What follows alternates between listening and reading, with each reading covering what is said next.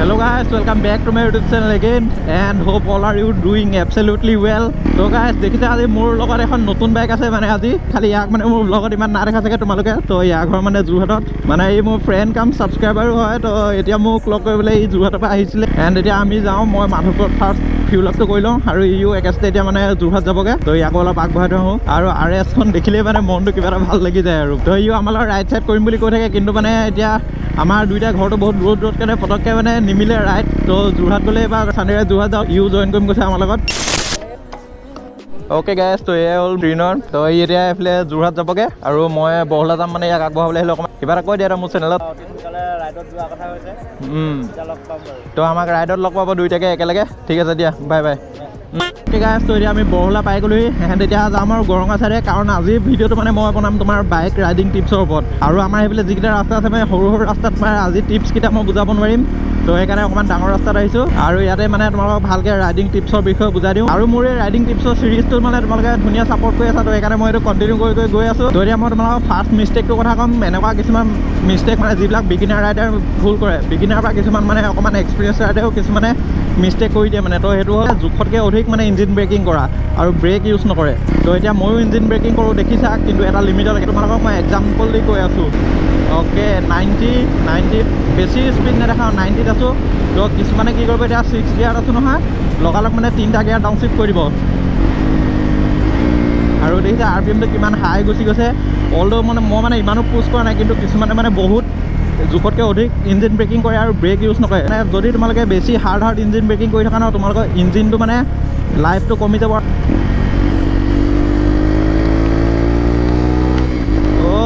কৰ্ণাৰিংকেইটাত মানে একদম মজা লাগি যায় তো মই কৈছোঁ তোমালোকে ব্ৰেক ইউজ কৰিবা কাৰণ মোৰ তোমাৰ ব্ৰেক পেডকেইটা ইঞ্জিনটোতকৈ বহুত সস্তা অকল মানে ইঞ্জিন ব্ৰেকিং কৰিয়ে যে বাইকখন ৰখাব লাগিব সেইটো হেবিট বনাই নল'বা ইঞ্জিন ব্ৰেকিং ময়ো কৰোঁ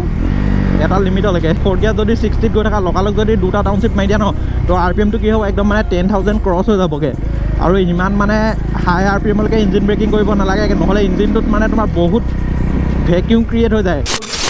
আৰু ইয়াৰ পিছত মই এতিয়া ক'ম তোমালোকক ছেকেণ্ড মিষ্টেকটোৰ কথা ছেকেণ্ড মিষ্টেকটো কি হ'ল মানে তোমালোকৰ মানে ইঞ্জিন অইল কেতিয়াও চেক নকৰে আৰু এক্সজষ্ট লগাই থয় বাইকত এক্সজষ্ট লগোৱাটো ৰিলেটেডে হয় তোমালোকে যদি মানে এক্সজষ্ট লগোৱা যিকোনো আফটাৰ মাৰ্কেট এক্সজষ্ট তেতিয়া গম পোৱা তোমালোকৰ বাইকখন মানে পূৰা ফ্ৰী ফ্ল' হৈ যায় আৰু মানে বেছিকৈ ব্ৰিডিং কৰে আৰু এয়াৰ চেয়াৰো বেছি দৰকাৰ হয় তো এয়াৰ ফিল্টাৰ ক্লিন নকৰে কিছুমানে আৰু ইঞ্জিন অইল লেভেলটো চেক নকৰে কিছুমান বাইকত কি হয় মানে তোমালোকৰ ইঞ্জিন অইলটো বেছি খাই দিয়ে যদি তোমাৰ এক্সজষ্ট লাগি থাকে কাৰণ তোমালোকৰ জানাই বেকফায়াৰ চেকফায়াৰ বেছি দিয়ে আৰু মবিলৰ এটা পুৰি যোৱা স্মেল এটা আহে তো সেই স্মেলটো মানে ইঞ্জিন অইল পুৰি যোৱাৰ কাৰণে আহে আৰু সেইকাৰণে তোমালোকে ইঞ্জিন অইলটো টাইম টু টাইম চেক কৰা দিবা আৰু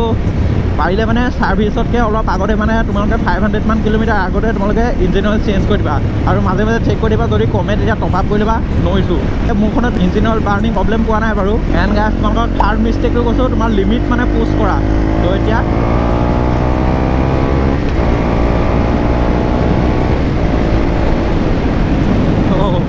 দেখিলা পূৰা 100 উঠিয়ে যায় লগালগ মানে তোমাৰ যিটো গিয়াৰতে থাকা আৰু ইয়াৰ লগতে মই কৈছোঁ তোমালোকৰ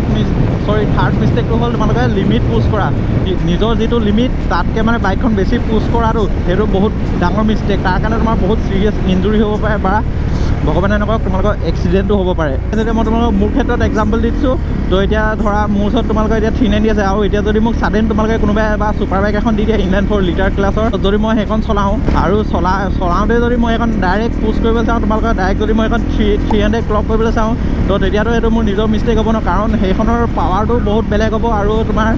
কমপ্লিট হেণ্ডলিং বেলেগ আৰু সেইখনৰ লগত ইউজ কৰিবলৈ মোৰ অলপ টাইম লাগিব তো সেইখনত যদি মই লিমিট পুছ কৰোঁ তোমালোকৰ 300 নিবল চাওঁ এইখনটো তোমাৰ যাব খুব বেছি 170 180 তো যদি মই এইখন বাইকৰ পৰা চিধা ছুইচ কৰোঁ তোমাৰ লিটাৰ ক্লাছ হ'লে যদি সেইখনত মানে তোমালোকৰ যদি পূৰা লিমিট পুছ কৰোঁ তো ইনকেছ যদি কিবা কিবি বাই চান্স ইমাৰ্জেঞ্চি ব্ৰেকিং কৰিবলগীয়া হয় তো সেইটো টাইমত মই ব্ৰেকিং কৰিব নোৱাৰিম আৰু বাইকখনৰ পাৱাৰ হেণ্ডেল কৰিব নোৱাৰিম ন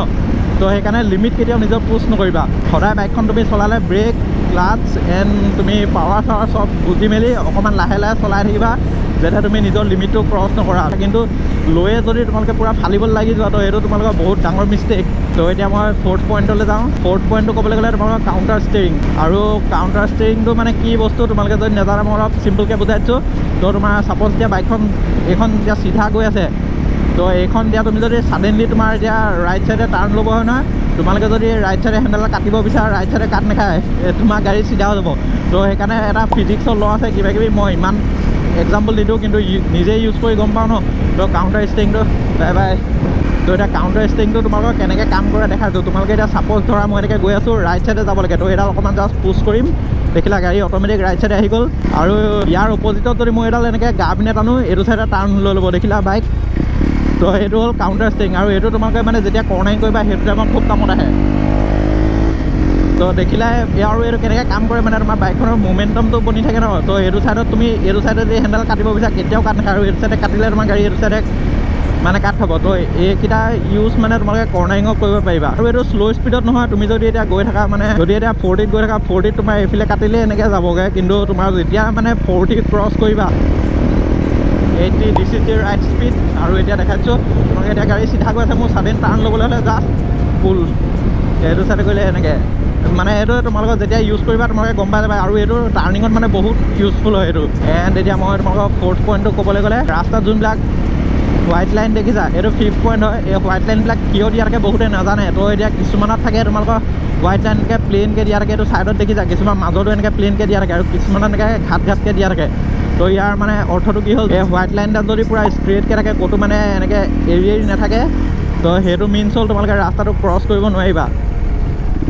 তো নিজৰ লেনত গৈ থাকিব পাৰিবা আৰু অভাৰটেক মানে নকৰিবা সেইটো ৰিস্কি আৰু যদি তোমালোকৰ লেনটোত মানে এনেকৈ থাকে তো এইটো মিনছ মানে তোমালোকে যেতিয়া অভাৰটেক কৰিব হ'ব তোমালোকে এইফালেও আহি এনেকৈ অভাৰটেক দিব পাৰিবা আৰু তোমালোকৰ বিগিনাৰ ৰাইডাৰ এটা লাষ্ট নট দ্য লিষ্ট তো সেইটো কৈছোঁ তোমালোকৰ চাইনবৰ্ডবিলাক কিছুমান মানে বহুতে ইগন'ৰ কৰে আৰু এই চাইনবৰ্ডবিলাক ৰাস্তাত গৈ থাকোঁতে তো চাইনবৰ্ডবিলাক হঠাৎ যাবা এতিয়া চাইনবৰ্ড লিখা যায় ইয়াত এইটো টাৰ্ণ বনোৱা আছে এইটো এৰ'ডাল দেখিছা নহয় এন টাইপত আছে তো ইয়াৰ মিনছ মানে এইটো এছ টাৰ্ণ এটা আছে এইটো এটা ফাৰ্ষ্ট টাৰ্ণ এণ্ড গাইছ ইয়াৰ পিছত আকৌ এটা এইটো এইফালে টাৰ্ণ আছে সেইকাৰণে এইটো চাইনবৰ্ডবিলাক কেতিয়াও ইগন'ৰ নকৰিবা চব চাইনবৰ্ডত চাইনবিলাক তোমালোকে চাবা কেনেকৈ থাকে গাইছ আজিৰ ভিডিঅ'টো ইয়াতে এণ্ড কৰি দিওঁ আৰু এইকেইটা শ্বৰ্ট এণ্ড চিম্পল তোমালোকক কেইটামান টিপছ দিছোঁ যদি টিপছকেইটা তোমালোকে ভাল পালা চেনেলটোত ছাবস্ক্ৰাইব কৰি ল'বা আৰু মই তোমালোকে এইটোত যদি ভাল ছাপোৰ্ট কৰা তোমালোকে ইয়াৰ নেক্সট ভিডিঅ' মই তোমালোকৰ চাইনবৰ্ড সেইবিলাকৰ ভিতৰত ভালকৈ এটা ভিডিঅ' বনাম তো গাইছ আজিৰ ভিডিঅ'টো ইমানে যদি ভিডিঅ'ত চাই ভাল পালে লাইক কমেণ্ট শ্বেয়াৰ কৰিব চেনেলটো ছাবস্ক্ৰাইব কৰিব তো bye bye guys next video' till then bye বাই